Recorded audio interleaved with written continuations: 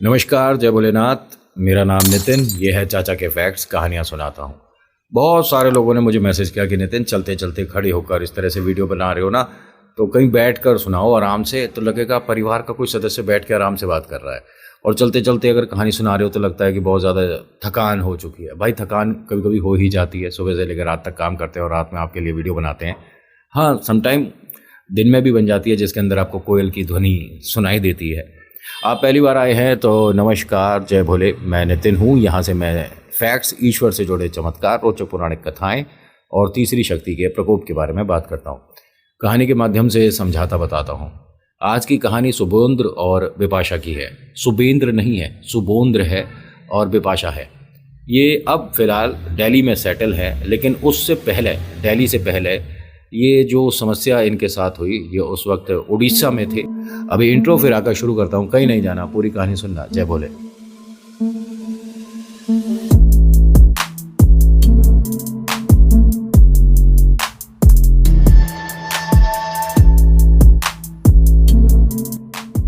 आज की कहानी से आपको एक बड़ी बात सीखने को मिलेगी कि इन शक्तियों से ज़रूरी नहीं कि आप किसी भगत और मौलवी के पास जाएंगे तभी सॉल्यूशन मिलेगा।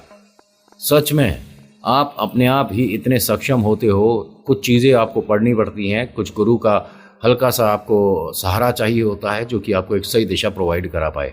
समझना इस बात को। सुबोंद्र और बिपाशा जिस अपार्टमेंट में रहते थे, उस अपार्टमेंट में हमेशा से जो ग्राउंड फ्लोर का एक मकान था वो खाली था।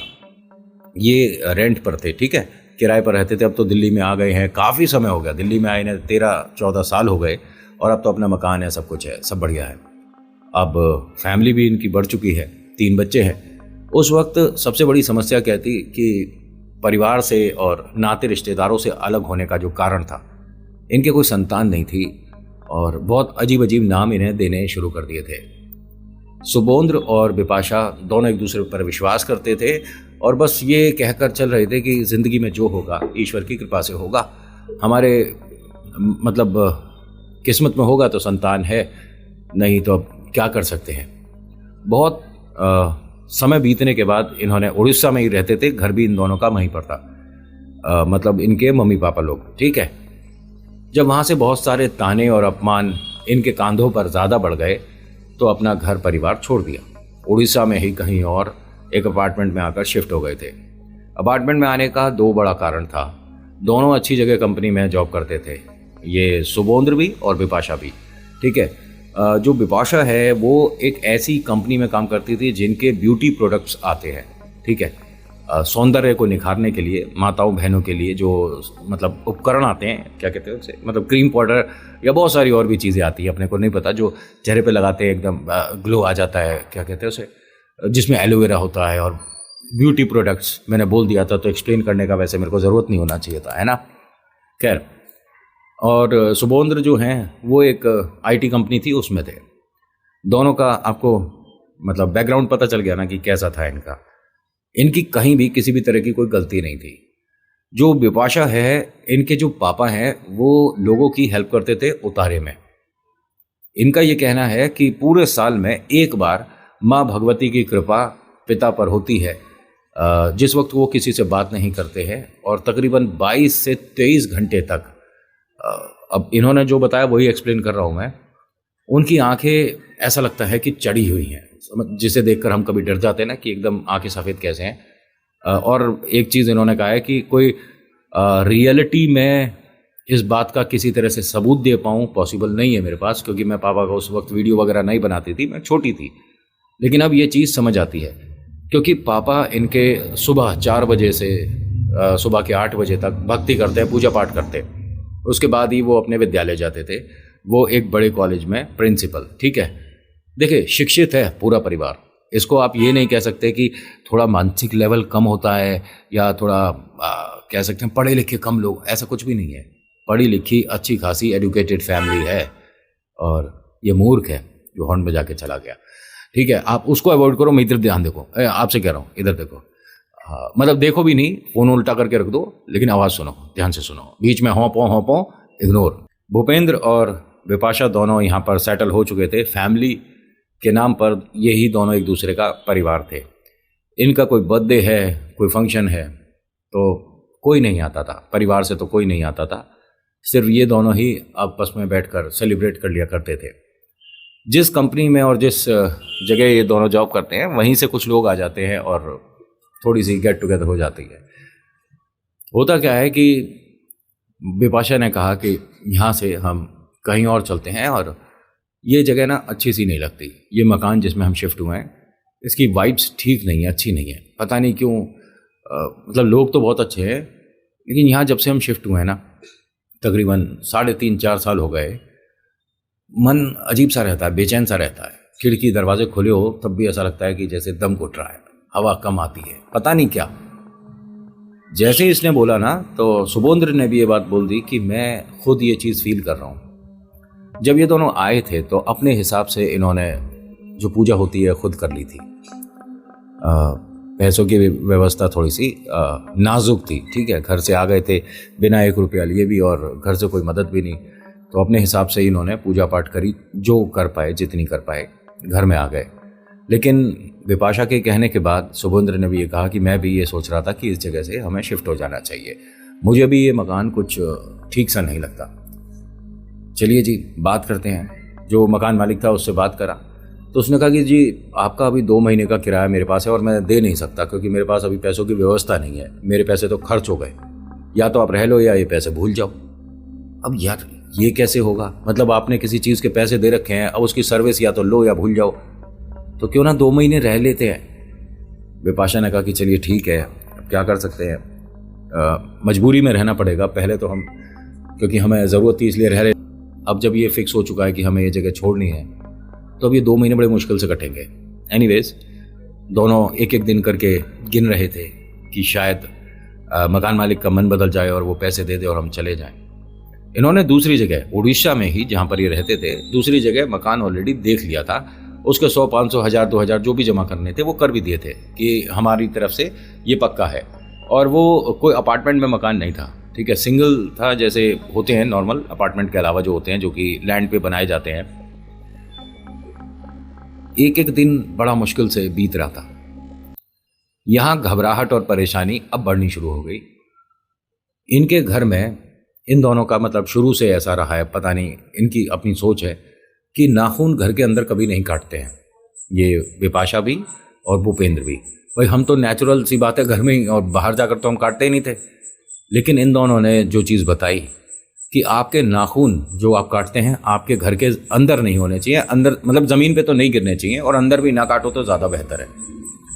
मेरा जब बात हुआ तो मैंने कहा फिर कहाँ काटें, कह रहे घर के बाहर खड़े होके मतलब नेल कट्स वगैरह कर लीजिए, अपार्टमेंट में रहते हो तो बाहर जाकर कोई अखबार बिछा लीजिए, उस पर कट करिए, और फिर वो अंदर नहीं लाया जाता घर में, ठीक है, ना डस्टबिन में। और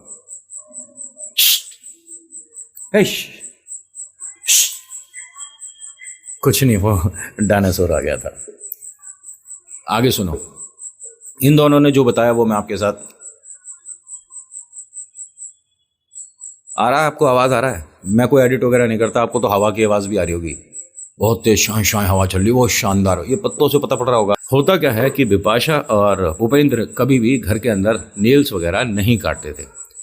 भूपेंद्र ऑफिस से आते हैं तो वो पैरों के नीचे, और शूज़ वगैरह ये हमेशा अपार्टमेंट में रहते हैं, लेकिन शूज़ और सॉक्स ये बाहर ही छोड़ते थे और फिर नंगे पैर घर में आते थे।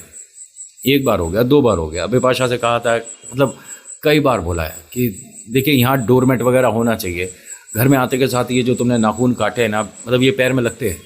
बिपाशा ने कहा कि मैं भी 3 दिन से परेशान हो रही हूँ, यही बात आपसे जिक्र करना चाहती थी कि हमारे घर के आगे मतलब कोई ये नाखून डालता है,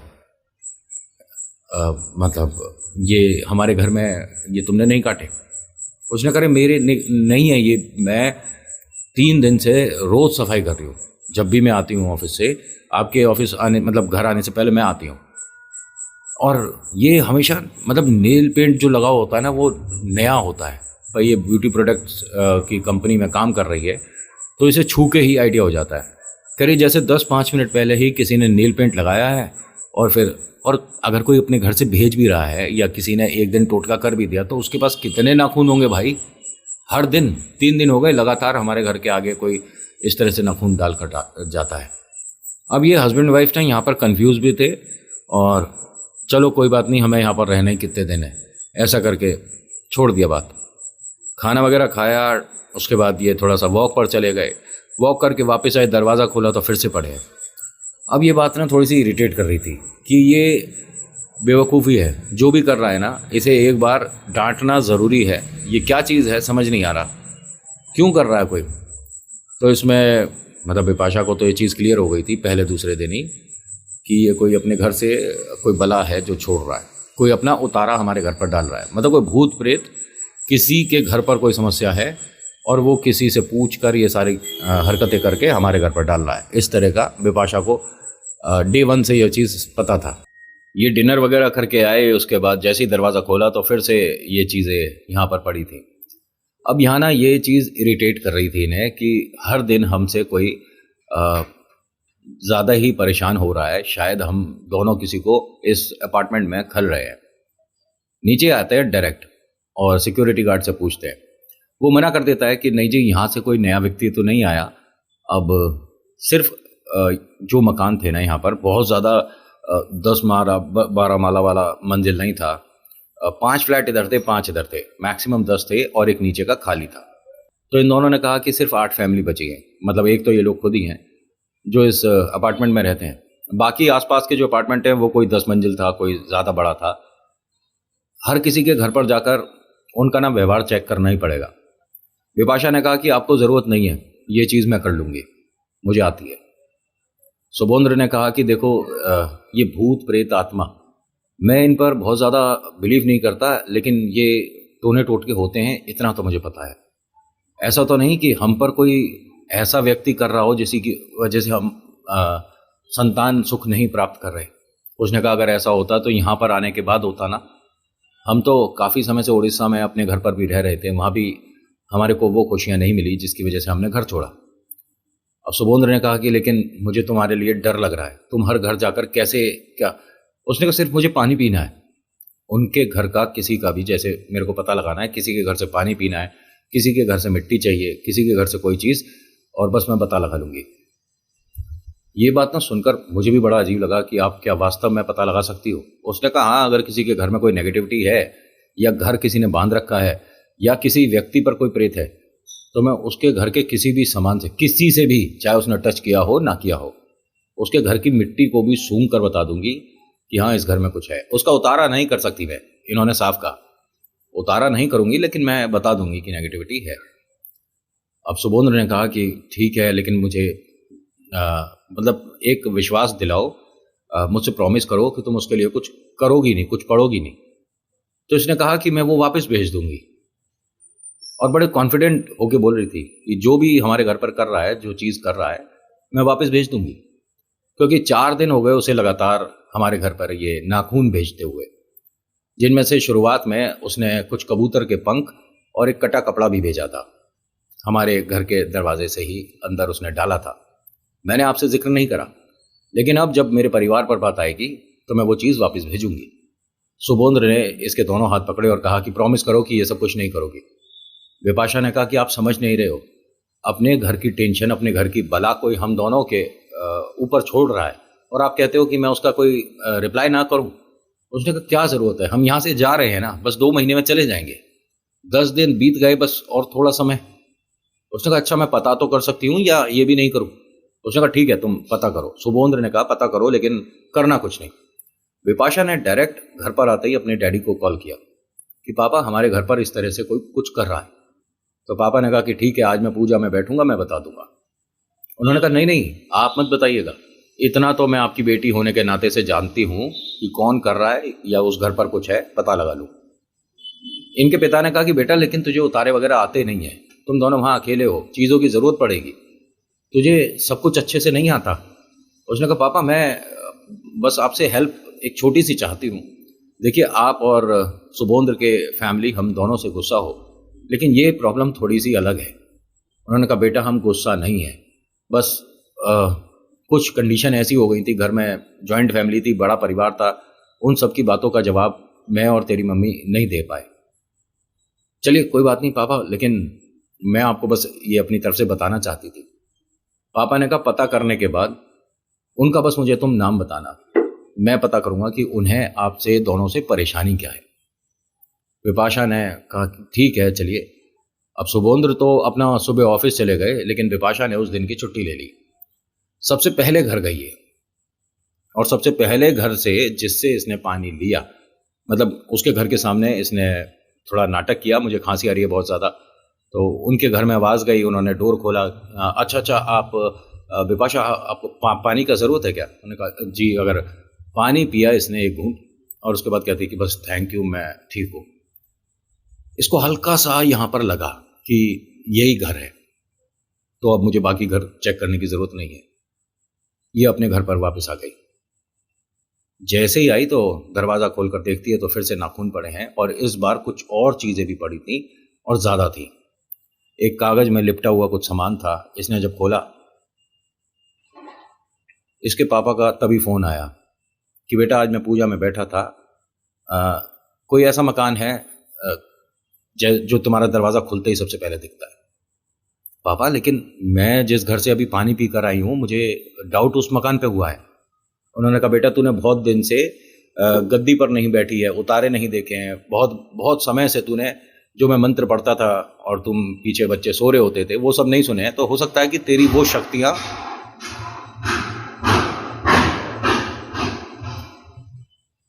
ये मांग के चलाने वाले होते हैं, पट पट पट पट, समझ गए ना। विपाशा ने पापा से कहा कि लेकिन पापा मैंने जिस घर पे पानी पिया था वह उस घर से मुझे समस्या लग रही है। आप कहते हो कि जो तुम्हारे घर के ठीक सामने वाला मकान है वो लोग हैं। उनके पापा ने कहा कि 3 औरतें, 2 आदमी और 2 बच्चे इस फैमिली में हैं। विपाशा ने कहा कि आप ठीक कह रहे हो, 3 औरतें सामने रहती हैं और 2 आदमी हैं और 2 बच्चे हैं। मैं क्या ये वापस भेजूं? पापा ने कहा कि बेटा कुछ नहीं करना, ये चीज़ें अब तुम नहीं कर पाओगी। मैं एक काम करता हूँ, उड़ीसा में ही दोनों रहते हैं, आप भी बेटा ज़्यादा दूर नहीं हो, मैं आता हूँ और आपको किसी के पास भी जाने की ज़रूरत नहीं पड़ेगी। इनके पिता ने ही एक तरह से जो भगत का काम था वो करने के लिए हाँ करा, लेकिन इसे पता है कि पिताजी कहीं पर भी जाकर उतारे नहीं करते। ये कह सकते हो आप कि जिस जगह वो बैठते हैं, जिस जगह वो गद्दी लगाते हैं, वहाँ पर जो लोग आते हैं उन्हीं को वो सॉल्यूशन देते हैं। कहीं और जाते हैं तो समस्या वो अपने साथ लाते हैं, अपने ऊपर लेते हैं और फिर घर आकर उसका उतारा करते हैं। अब इसे ये डर और चिंता कि पिताजी की उम्र काफ़ी हो गई है, यहाँ पर आएंगे और वो चीज़ जो भूत प्रेत जिन्न जो भी है, अगर वो ज़्यादा हावी हुआ तो सड़क दुर्घटना में भी कुछ भी हो सकता है, पिता के साथ बहुत बुरे से बुरा हो सकता है। इसने कहा नहीं पिताजी आपको आने की ज़रूरत नहीं है, मैं इनके घर की मिट्टी वगैरह कुछ लेकर घर पर आती हूँ। तो इनके पिताजी ने कहा कि ठीक है 2 दिन बाद मैं गद्दी लगाऊंगा, तू 2 दिन बाद आ जाना। ठीक है पापा। अब दूसरे घर से मिट्टी मांगनी कोई आसान बात है, और वो भी उस घर से जो कि टोने टोट के करता हो। विपाशा ने सुबोंद्र को सारी बात फ़ोन पर बता दी। सुबोंद्र ने कहा कि ठीक है फिर आज शाम को हम मकान शिफ्ट करते हैं। इसने कहा हमने मकान मालिक को पैसा दे रखे हो। अरे जाने दो, वो पैसे खराब होते होने दो, लेकिन तुम्हें प्लीज़ उस घर के लिए कुछ करने की ज़रूरत नहीं है, हम लोग ऐसे नहीं हैं। और मैं इन चीज़ों पर सच में मेरे को कभी कभी डर लगता है। विपाशा ये सब कुछ नहीं करो, लेकिन विपाशा शायद सुनने वाली नहीं थी। उसे बात पता है क्यों बुरी लग रही थी? जो लास्ट में सबसे टोटका हुआ है वो इनके पति के लिए था कि इनका सुहाग छिन जाए और इनके पति ना रहें, इस तरह का था वो वाला। अब जब अपने पति पर आंच आती देखेगी तो कौन महिला रुकेगी भाई? गुस्सा तो हर किसी को आएगा, और टोने टोटके का जो जवाब देना जानती है वो टोटके से ही देगी। इन्होंने वो जो चीज़ थी लास्ट में जो आई थी, जो इनके पति के लिए करके भेजी गई थी, उसको फेंका नहीं था, इन्होंने उसको इस्तेमाल करना शुरू करा। जितनी इन्हें चीज़ें याद थी उतनी करती नहीं। करने के बाद उस चीज़ को इन्होंने एक तरह से वापस भेजने का पूरा इंतजाम कर लिया। बस इसमें अब थोड़ी सी चीज़ डलनी है जो कि उस घर की होगी। उस घर की मिट्टी मिल जाए, उस घर का पानी मिल जाए, खाया खाना मिल जाए, झूठा कुछ भी मिल जाए, कुछ भी जो भी चीज़ होगी बस वो मिल जाए। सुबह सुबह हर किसी के घर पर इस अपार्टमेंट में कूड़ा कलेक्ट करने वाले आते थे। ये लोग बाहर डस्टबिन रखते थे और कूड़े वाला आता था, वो ले जाता था बैग वगैरह जो भी है।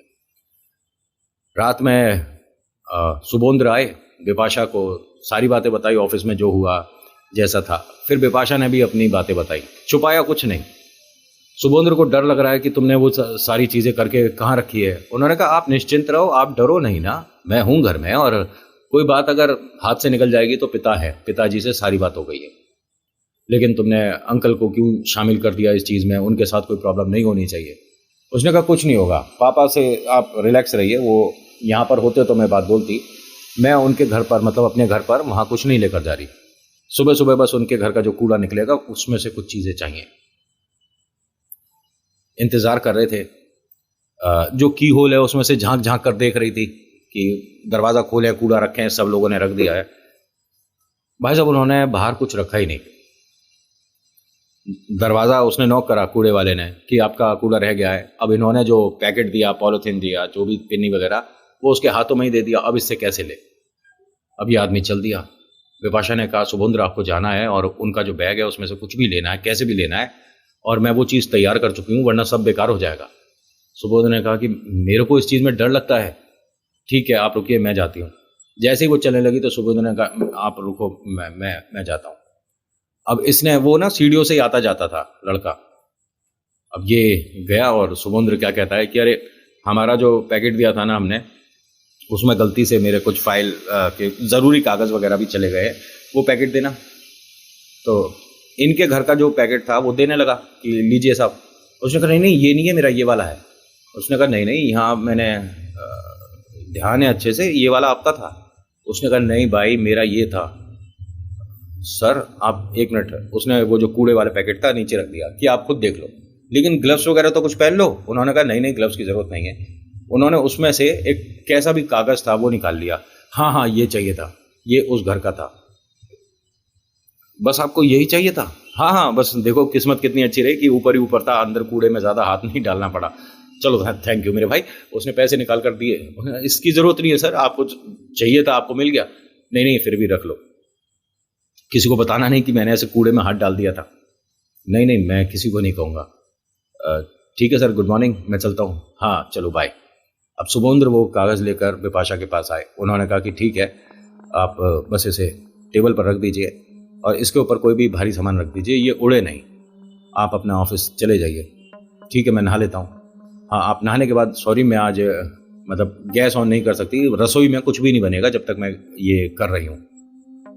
विपाशा मुझे डर लग रहा है, तुम ये सब क्या कर रही हो। उन्होंने कहा देखिए डरने की ज़रूरत नहीं है, आप जाओ यहाँ से, आपके सामने नहीं करूँगी मैं ये। इसके ऊपर ना मतलब कारण, इसका ना एक बड़ा कारण बताया इन्होंने कि ये जो उतारा करने वाली थी, इसमें जो चीज़ आएगी वो सबसे पहले इन पर आएगी, और अगर बाई चांस इनके हस्बैंड यहाँ पर हैं और वो चीज़ उन पर आ गई तो ये दूसरे का उतारा नहीं कर पाएंगी। इनके लिए इनके पास ऐसा उतारा करने का है जो इनके मतलब कहती हैं कि पैर के नीचे दाब के मैं बैठती हूँ, जो इन्होंने एक चीज़ बना रखी है अपने लिए। पैर के नीचे एक तरह से रुमाल मान लो, ठीक है, कि अगर मैं कोई टोटका पढ़ रही हूँ, किसी ने मुझ पर किया और मैं उसका सॉल्यूशन कर रही हूँ अपने लिए, तो पैर के नीचे अगर मैं रुमाल दबा रखा है तो वो चीज़ मेरे पर आएगी और फिर वापस, ठीक है, और मैं उससे जो सवाल जवाब करूँगी या अब जो मुझे करवाना है तब खेल शुरू होगा। लेकिन अगर मैंने वो पैर से नहीं दबा रखा तो वो चीज़ मुझ पर आ गई तो उतारा कोई और ही करेगा, मैं नहीं कर सकती। इन्होंने जो चीज़ें बताई हैं एक एक बात वैसी शेयर कर रहा हूँ आपके साथ, ठीक है। इन्होंने अपने पैरों के नीचे वो चीज़ दबाई, हस्बैंड जा चुके थे और इन्होंने पढ़ना शुरू करा। प्रॉपर इन्होंने ज़मीन पर जो तंत्र करते हैं उन्हें पता होगा, एक तरह का कह सकता हूँ कि डिज़ाइन बनाया जाता है, हम लोग तो डिज़ाइन ही बोल सकते हैं ना, और उसमें कई सारी चीज़ें रखने के बाद इन्होंने शुरू करी। तकरीबन 45 मिनट का ये काम था, 45 मिनट्स। 30 मिनट बाद इनके घर की किसी ने घंटी बजा दी। अब ये ऐसे में उठेंगी, ये दोबारा से सब कुछ शुरू करना पड़ेगा। कोई बात नहीं भाई, आप सोसाइटी में रहते हो तो ये सब तो होता रहता है। दरवाज़ा खोल कर देखती हैं तो सामने वाले लोग थे। विपाशा अच्छा हम तुम्हें इनविटेशन देने आए थे, आज घर पे हमारे बच्चों में का बर्थडे है, आपको आना है, ठीक है जी। विपाशा ने पूरा दरवाज़ा खोला ही नहीं था, थोड़ा सा ही दरवाज़ा खोला था, और ये थोड़ी सी मिठाई है। विपाशा ने कहा मिठाई, बर्थडे तो लेकिन रात को है ना। अरे हम सबको दे रहे हैं, कहीं आप भूल जाओ। विपाशा ने वो मिठाई साइड में रखी, दरवाज़ा लॉक किया और वो जो की होल है ना उसे भी किसी तरह से टेप वेप लगा के बंद कर दिया कि इन्हें दिखे नहीं कि मैं घर में क्या कर रही हूँ। जब ये वापस पलटी तो जिस चीज़ पर ये पैर रखती और ये करती थी पाठ अपना, वो वहाँ पर नहीं है। एक कमरे में आदमी इन्हें झांकता हुआ दिखा। अब ये घबरा गई। पूरे घर में कोई नहीं है, मैं अकेली हूँ, दरवाज़ा मैंने पूरा खोला नहीं, कोई अंदर आया नहीं, मेरी वो चीज़ अब वहाँ पर नहीं है जहाँ पर होनी चाहिए थी, जिस पर मैं पैर रखकर बैठती हूँ, और कमरे में एक आदमी है। उसका पैर दिख रहा था, पहले उसकी शक्ल दिखी, एक प्रॉपर आदमी दिख रहा है शक्ल से, कोई भूत प्रेत वाला चेहरा नहीं था उसका, ठीक है, लेकिन उसका पैर का पंजा पूरा गला हुआ है और इनकी ज़मीन पे उसकी खाल टपक रही है, चिपक रहा है वो एक तरह से इस घर में। पापा को फ़ोन कर दिया, पापा ऐसे एक गलती हो गई मेरे से, और मैं पाठ कर रही थी, वो जो आपने बनाकर चीज़ दी थी उसके ऊपर ही पैर रखकर कर रही थी, और 30 मिनट हुआ था और पापा ऐसे ऐसे घर में वो दिख रहा है। पापा ने कहा कि बेटा तूने देख गलती कर दी, अपने आप तुझे ये चीज़ नहीं करनी चाहिए थी, लेकिन पापा आप टेंशन मत लीजिएगा, मैं सब कुछ ठीक कर दूंगी। इनके पापा ने कहा कि बेटा ये चीज़ ठीक तू अकेले तो अब नहीं कर पाएगी, आगे का मत पढ़, मैं तेरे पास आधे घंटे में पहुंचता हूँ। नहीं पापा आप मत आओ, और अगर मुझे कोई प्रॉब्लम लगेगी तो मैं आती हूँ ना, अपने हस्बैंड के साथ मतलब आ जाऊँगी, आप टेंशन मत लीजिए। इनके पापा ने कहा ठीक है बच्चों, अपना थोड़ा ध्यान रखना।